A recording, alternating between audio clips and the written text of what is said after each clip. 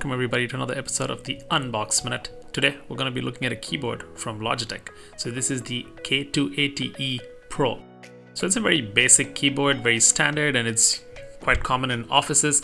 So let's take a look at it and see what it has to offer.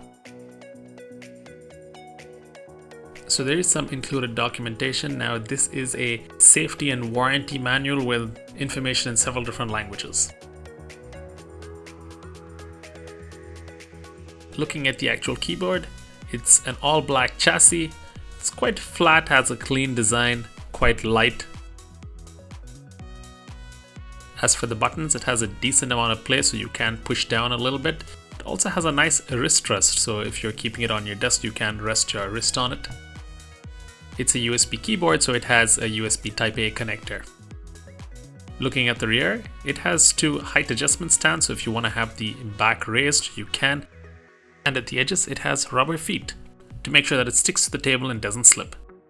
Hit pause now for the quick spec sheet, and do get subscribed if you aren't, so that you could see similar quick unboxing videos of simple everyday devices.